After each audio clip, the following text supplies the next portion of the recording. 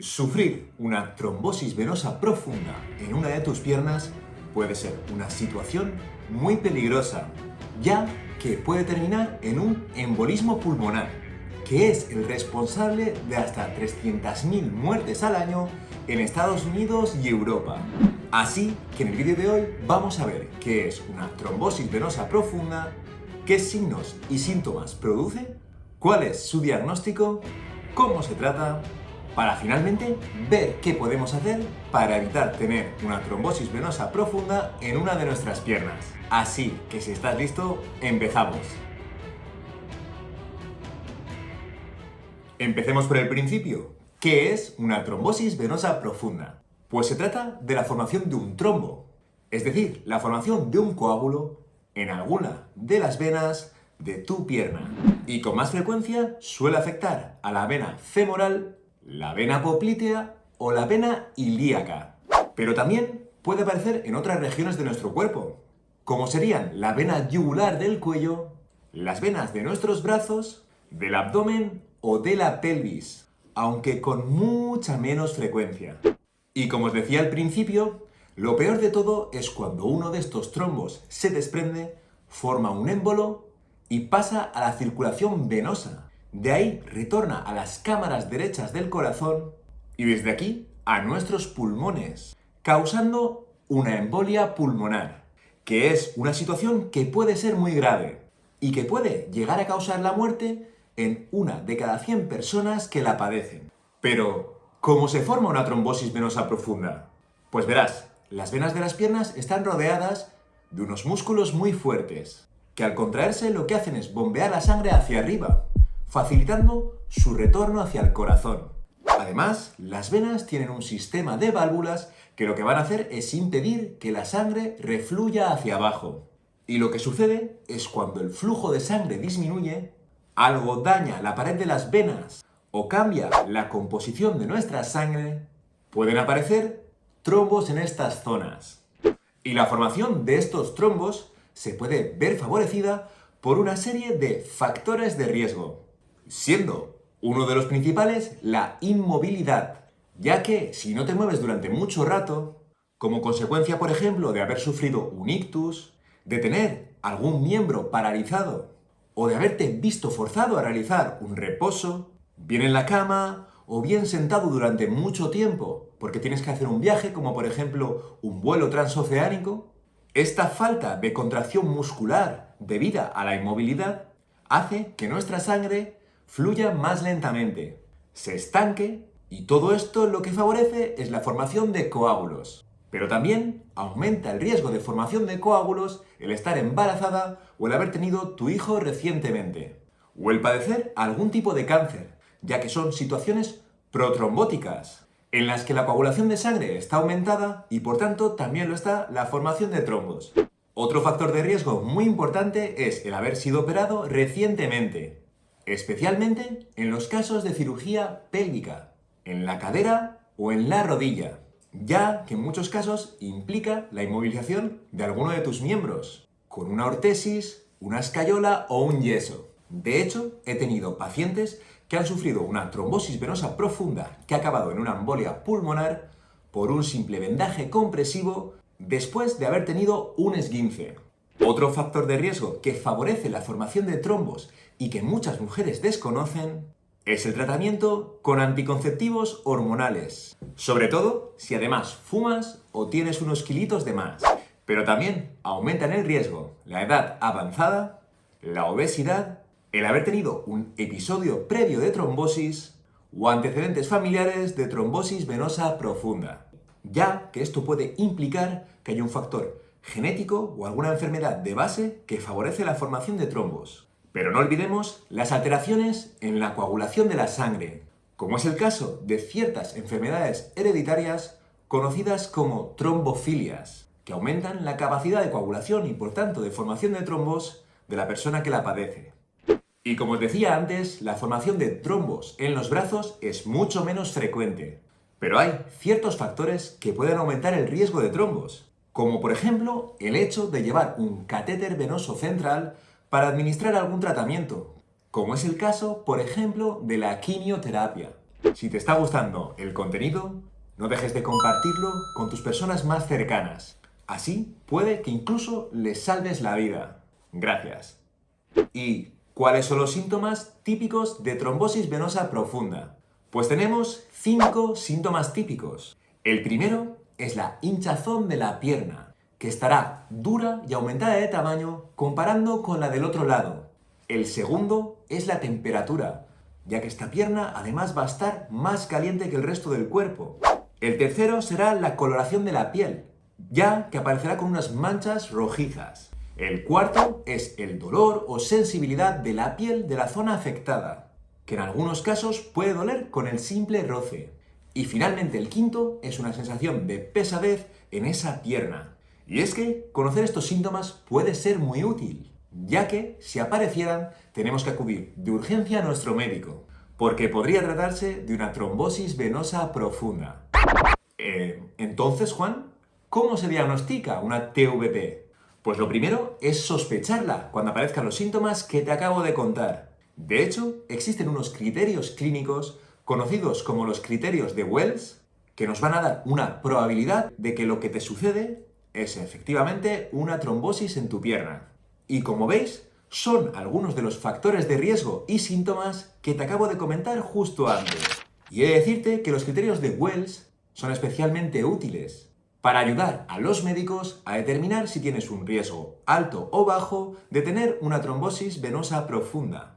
Y si vas a necesitar de más pruebas. De hecho, lo más probable es que el médico de urgencias te pida una analítica de sangre, en la que es especialmente útil el estudio de la coagulación, en concreto del dímero D, que es una sustancia liberada por los trombos. Si la concentración del dímero D en tu sangre no está elevada, es poco probable que se trate de una trombosis. Y deberíamos pensar en una alternativa, como por ejemplo la celulitis, que se trata de la infección del tejido celular subcutáneo, es decir, el tejido por debajo de la piel, por una bacteria, y da unos síntomas muy parecidos a los de la TVP.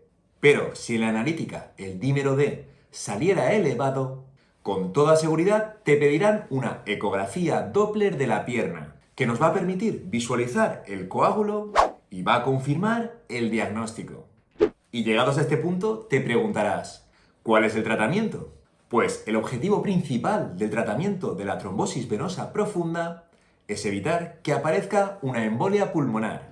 Y esto lo podremos realizar a través de un tratamiento anticoagulante, que impedirá que se formen más coágulos o que los que ya tienes se hagan más grandes. Pero ten en cuenta que no van a romper ni a disolver los coágulos que ya se hayan formado, y de eso ha de encargarse tu propio cuerpo. Al principio, y sobre todo si los trombos son muy grandes o están en las venas cercanas a la zona de la pelvis, puede que te ingresen, pero en la mayoría de los casos te van a dar tratamiento para que te puedas aplicar desde tu propia casa. Y lo más probable es que el tratamiento inicial sea con heparinas de bajo peso molecular o fondaparinux, que consisten en una inyección subcutánea, es decir, en el tejido de debajo de la piel. Y te lo tendrás que poner 1 o 2 veces al día.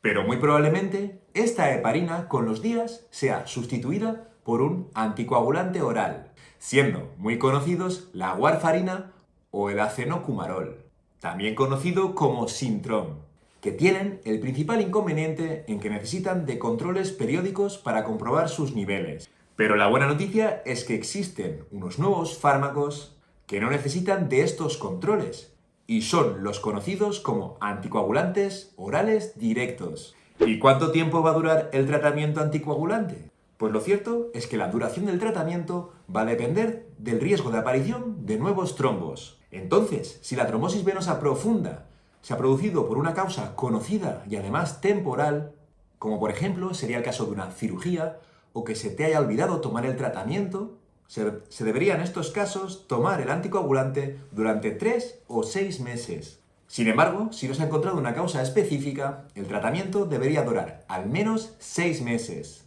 Y en el caso de que el trombo sea causado por una enfermedad crónica, como por ejemplo un trastorno en la coagulación de la sangre, o si la persona ha tenido 2 o más episodios de trombosis profunda, el tratamiento será para siempre. Y es importante que te diga que los anticoagulantes aumentan el riesgo de sangrado.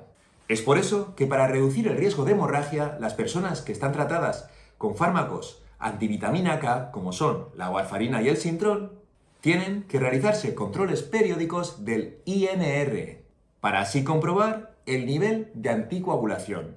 Y, por si esto fuera poco, los niveles de Sintrón o warfarina en nuestro cuerpo varían según lo que comamos y los tratamientos que tomemos, haciendo que estos fármacos sean ineficaces en algún caso o que se aumente el riesgo de sangrado. Por lo que si tomases alguno de estos dos fármacos, es muy interesante que conozcas los alimentos que debes evitar y los fármacos que interactúan con el Sintrón o la warfarina. Y como os he dicho, la principal ventaja de los nuevos anticoagulantes orales directos es que no necesitan de controles, ya que su efecto es más predecible que el de la warfarina o el Sintrón. Sin embargo, el sangrado causado por estos fármacos puede ser más difícil de detener, ya que algunos ni siquiera tienen antídoto y en caso de tenerlo es más difícil de conseguir, ya que en el caso de los fármacos antivitamina K, como son el Sintrón o la warfarina, el antídoto es la misma vitamina K, pero existe un tratamiento alternativo a los anticoagulantes y es el filtro en la vena cava, que se trata de una especie de paraguas que se sitúa en la vena cava inferior, que está entre el corazón y el trombo. Este filtro lo que va a hacer es atrapar los trombos que se desprendan, impidiendo así que lleguen a los pulmones. Sin embargo, estos filtros no van a evitar la formación de nuevos trombos, por lo que se reserva para las personas que no puedan tomar tratamiento anticoagulante o en los casos en que este tratamiento haya fracasado. En estos casos, los médicos también podemos utilizar los fármacos conocidos como trombolíticos, como es el caso de la alteplasa, que disuelve los coágulos de sangre, pero solo se puede administrar en coágulos extensos, de menos de 48 horas de evolución, y si la persona no tiene un riesgo elevado de sangrado, ya que estos fármacos aumentan el riesgo de hemorragia. Y por fin llegamos a la parte más interesante. ¿Cómo podemos evitar la formación de trombos? Pues la respuesta es fácil, evitando los factores de riesgo. En el caso de que el riesgo de trombosis venosa profunda sea bajo, como por ejemplo cuando hemos de pasar mucho tiempo sentados, como es el caso de los vuelos transoceánicos, y además no existen otros factores de riesgo añadidos, podéis evitar la formación de trombos con unos sencillos trucos, como serían estirar las piernas y realizar la maniobra de bombeo gemelar, que consiste en contraer los gemelos unas 10 veces cada media hora. Pero no debes de olvidarte de levantarte y caminar durante 2 o 3 minutos, al menos cada 2 horas del vuelo, mientras estés despierto, claro. Pero en los casos de que exista un riesgo mayor de trombosis, va a ser necesario el tratamiento preventivo con heparina subcutánea. Y con riesgo elevado de trombosis me refiero a aquellas personas que van a ser operadas de cirugía mayor, sobre todo en los casos de prótesis de cadera y de rodillas. Pero también aquellas personas que están hospitalizadas por una enfermedad grave y que además deben de estar encamados durante mucho tiempo, o aquellas sometidas a un proceso de cirugía menor, pero que además tienen otro factor de riesgo, como sería el tener un cáncer activo o alguna alteración de la coagulación. En estos casos, aparte del tratamiento preventivo con heparina, se recomienda mantener las piernas elevadas y empezar a moverse e incluso a caminar cuanto antes mejor.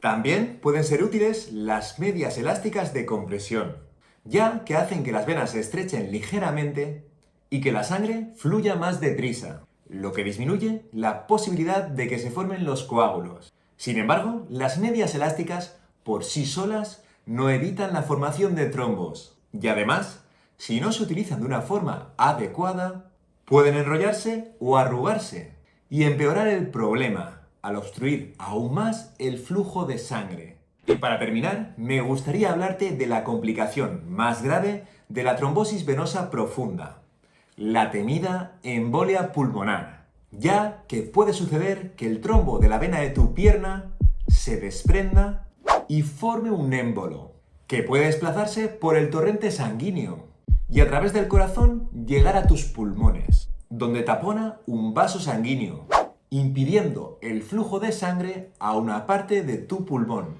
Esta obstrucción se llama embolia pulmonar y, como os adelantaba al principio del vídeo, puede ser mortal.